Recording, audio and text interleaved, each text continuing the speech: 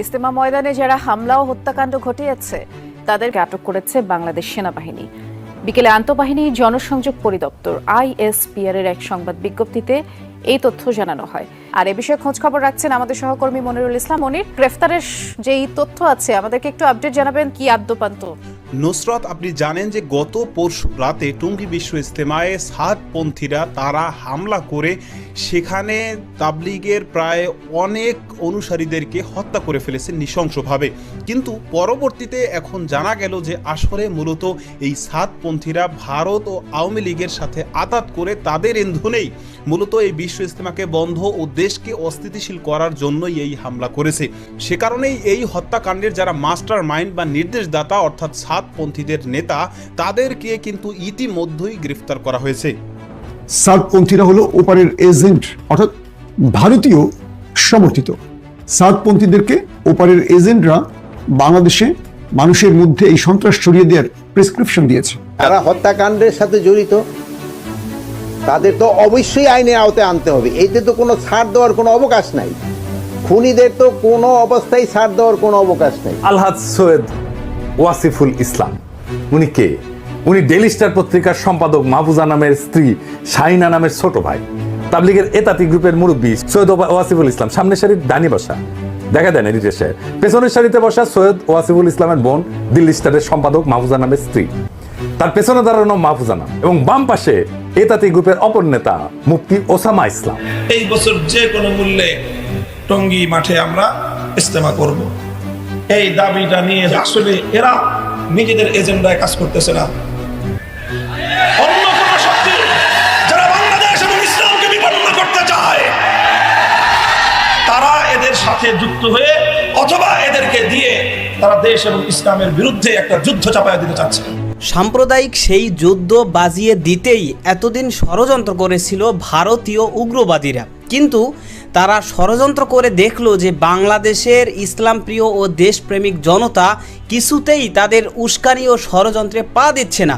সে কারণেই এবার সেই ভারত এবং আওয়ামী লীগ তারা এই সাতপন্থীদের সাথে আঁতাত করে তাদের মাধ্যমেই মূলত এই টঙ্গী বিশ্ব ইজতেমায় হামলা করিয়েছে। তবে এতদিন এই সাতপন্থী সন্ত্রাসীরা তারা সাধারণ মানুষদেরকে তাবলিগের দাওয়াতের ৯-৬ বুঝ দিলেও এইবার যখন তারা টঙ্গী ইজতেমায় হামলা করে একাধিক তাবলিগের অনুসারীদেরকে একেবারে নৃশংসভাবে কুপিয়ে হত্যা করে ফেলেছে, এইবার কিন্তু তাদের আসল মুখোশ উন্মোচন হয়েছে যে তারা আসলে আওয়ামী লীগ ও ভারতের ইন্ধন ও ষড়যন্ত্রেই মূলত বাংলাদেশে এই বিশ্ব ইজতেমাকে বন্ধ করা এবং বাংলাদেশে একটা অস্থিতিশীল পরিবেশ তৈরি করে ধর্মীয় এক সাম্প্রদায়িক দাঙ্গা বাজিয়ে দিয়ে বাংলাদেশকে ভয়াবহ বিপদের মুখে ফেলতেই তারা কাজ করছে। যে কারণেই এবার টঙ্গী বিশ্ব ইজতেমায় হামলা করায় সেই হামলায় যারা মাস্টার মাইন্ড ছিল অর্থাৎ সাতপন্থী খুনি যারা মূলত এর আদেশ দিয়েছে তারা ইতিমধ্যেই হাতে নাতে ধরা পড়েছে।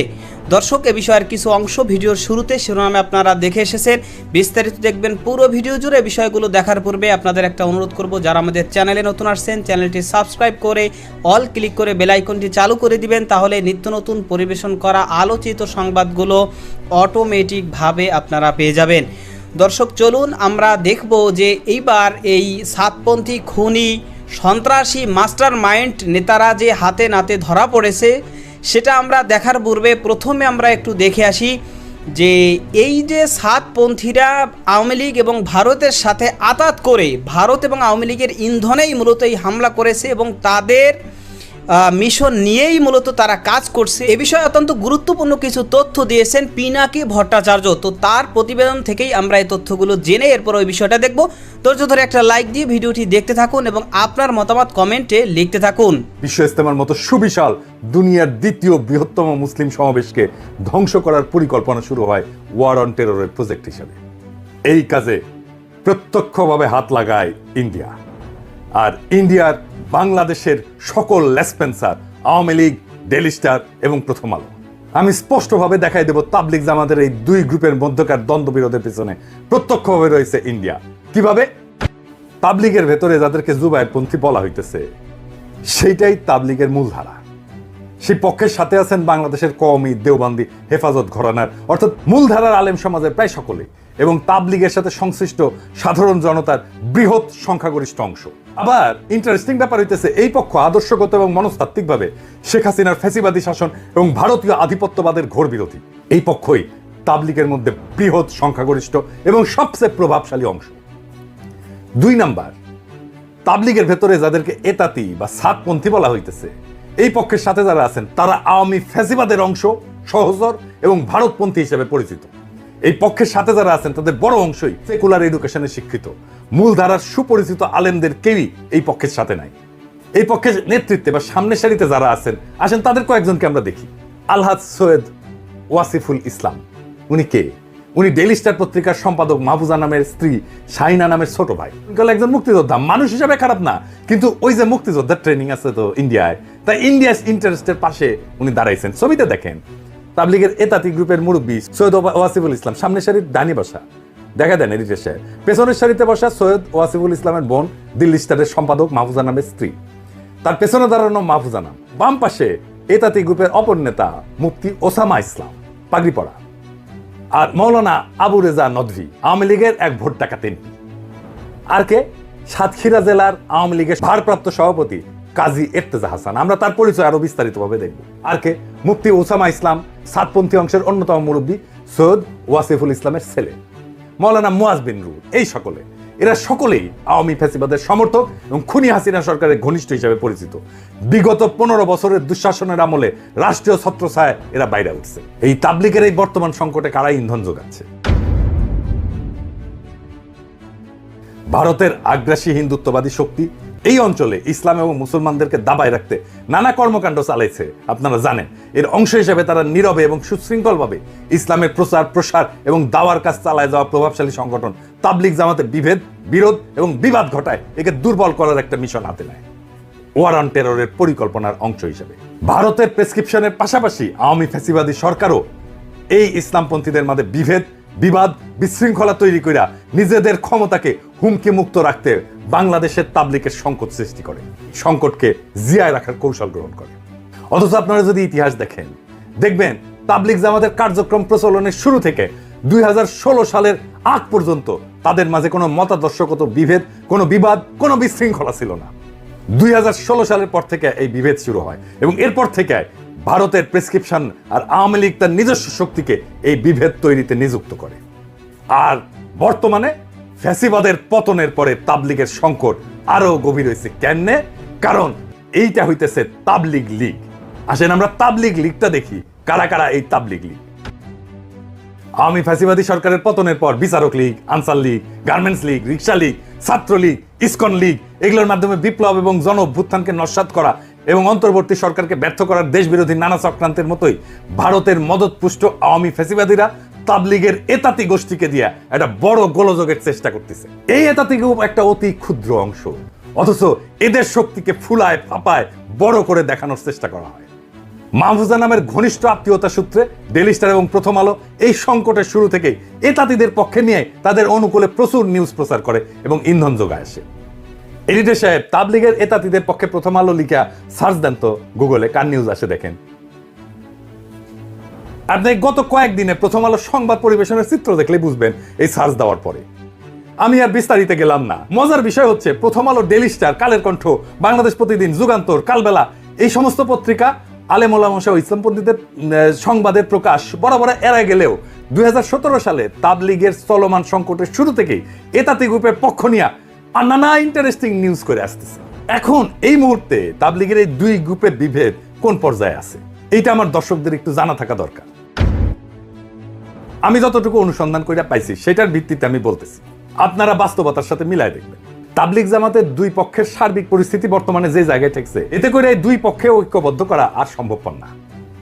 কারণ এক পক্ষে যারা নেতৃত্বে আছেন তারা হইতেছেন মূলধারার আলেম সমাজ এবং অন্য পক্ষের নেতৃত্বে যারা আছেন তারা হইলেন আওয়ামীপন্থী জেনারেল শিক্ষিত। এই আওয়ামীপন্থী অংশকে নিঃশর্ত সমর্থন যোগাচ্ছে প্রথম আলো, ডেইলি স্টার সহ ভারত বান্ধব মিডিয়া সমূহ। কারণ সাধারণ মুসল্লি এদের সাথে নাই বললেই চলে, এদেরকে জিয়ায় রাখছে প্রথম আলো, ডেইলি স্টার সহ ভারতপন্থী মিডিয়াগুলো। এই যে বিবাদে যদি দেশবরণ্য গ্রহণযোগ্য আলেম এবং দায়িত্বশীল বর্গ আগায়ও আসে, এই দুই পক্ষকে ঐক্যবদ্ধ করার উদ্যোগ সফল হবে এটা কখনো আশা করা যায় না। কারণ এটা তো বুঝলেন যে এই বিভেদ বা বিবাদটা চাপায় দেওয়া আধিপত্যবাদী হিন্দুত্ববাদী শক্তি এই বিভেদটা চাপাই দিছে। এই এরতেজারে 3rd ডিগ্রি দেওয়া উচিত এক্ষুনি। তারে তো হাসিনাই ধরেছিল, ওই মামলা আজকে ওরা প্যাকেট করেন। এই ভিডিও যাওয়ার পরে যারা বিভ্রান্ত ছিলেন সাধারণ মুসলমান সমাজ, তারা সরে যাবে এই এরতেজাদের পিছন থেকে। অনেক বিষয় ক্লিয়ার হয়ে যাবে। এখনই সময় ইন্ডিয়ান ষড়যন্ত্রকে প্যাকেট করে দেওয়া পুরাপুরি। এখন আমাদের তো তাবলিগকে রক্ষা করতে হবে, আমাদের সেই আগের ঐতিহ্যকে ফিরে আনতে হবে। এর বাইরে যদি ডাইরেক্ট অ্যাকশনে না যান, তারও পথ আছে। সরকার গ্রহণযোগ্য আলেমদেরকে নিয়ে একটা উদ্যোগ নিতে পারে। সেই ক্ষেত্রে জাতীয় স্তরে গ্রহণযোগ্য এবং তাবলিগের বাইরের আলেমদেরকে সম্পৃক্ত কইরা মতামত বা পরামর্শ চাওয়া যেতে পারে এবং তাদের মাধ্যমে পাওয়া প্রস্তাবনা দিয়া সমাধানের উদ্যোগ নেওয়া যেতে পারে। সাতপন্থী সন্ত্রাসী খুনি এই যে মুয়াজ বিন নূর, ওসামা সহ আরও যেই সমস্ত সন্ত্রাসী সাতপন্থীরা রয়েছে, তারা এইবার কিন্তু ধরা পড়বে। কারণ এইবার তারা যেই কাজ করেছে, অর্থাৎ তাবলিগের অনেক মানুষকে যে নৃশংসভাবে হত্যা করেছে, এই হত্যাকাণ্ডের ব্যাপারে সরাসরি স্বরাষ্ট্র উপদেষ্টা তিনি নিজেই কিন্তু বলেছেন যে যারা এই হত্যাকাণ্ডের সাথে জড়িত তারা কোনোভাবেই ছাড় পাবে না, তাদেরকে অবশ্যই গ্রেফতার করা হবে এবং গ্রেফতার করে তাদেরকে অবশ্যই বিচারের মুখোমুখি করা হবে। কারণ আপনারা জানেন যে এই যে বিশ্ব ইজতেমার টঙ্গী ময়দানে, সেখানে ওলামা একরাম ও তাবলিগের অনুসারীরা তারা সেখানে মূলত বিশ্ব ইজতেমার প্রস্তুতি নিচ্ছিল এবং প্রস্তুতিমূলকভাবেই তারা সেখানে অবস্থান নিয়েছিল। কিন্তু ঘটনাক্রমে এই মাঠে পুনরায় এই সাতপন্থীরা ইজতেমা করতে চাইছিল, কিন্তু প্রশাসনের পক্ষ থেকে বৈষম্য বিরোধী ছাত্র আন্দোলন সহ মামুনুল হক সহ ওলামা একরামদের পক্ষ থেকে তাদের সাথে একটা সমঝোতার মাধ্যমে তাদেরকেও বিশ্ব ইজতেমার জন্য বা তাদের কার্যক্রম করার জন্য একটা সময় দেওয়ার কথা আলোচনা চলছিল।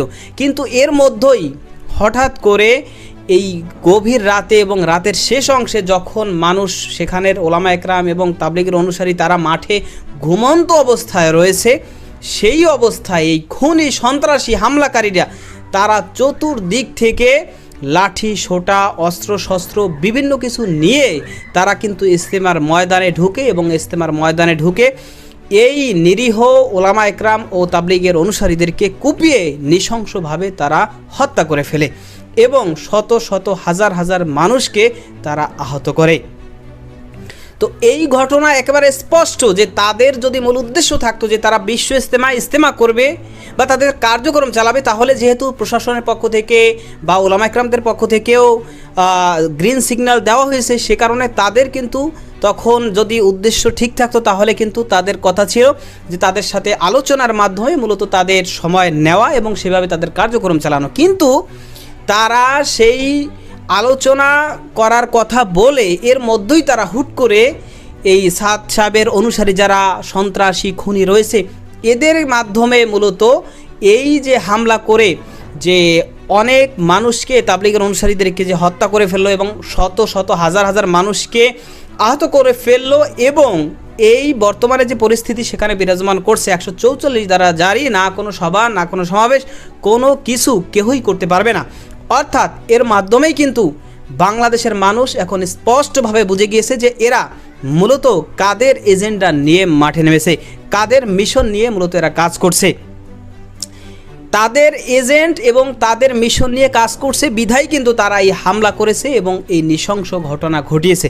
এবং একটা আশ্চর্য বিষয় হচ্ছে তারা এই হত্যাকাণ্ডের ঘটনা ঘটিয়ে এরপরে তারা মিডিয়ায় কিন্তু স্পষ্ট আকারে বলতেছে যে আসলে এই ওলামা একরাম এবং তাবলিগের অনুসারী যারা মূলধারার তারা মূলত নিজেরা মারামারি করে এরপরে আমাদের উপরে দোষ দিতেছে, দায় চাপাই দিতেছে। এই কথাটা কাদের কথা? আমরা দীর্ঘ 1.5 যুগ ধরে কাদের মুখে এই কথাগুলো আমরা শুনছি। তো এখন বুঝেন যে এই কথাগুলো তাদের মুখ থেকে বেরোচ্ছে, অর্থাৎ মানে কি যে তারা যে কাদের এজেন্ডা নিয়ে মাঠে নেমেছে, কাদের মিশন বাস্তবায়ন করছে, এটা বাংলাদেশের জনগণের এখন আর বুঝতে বাকি নাই।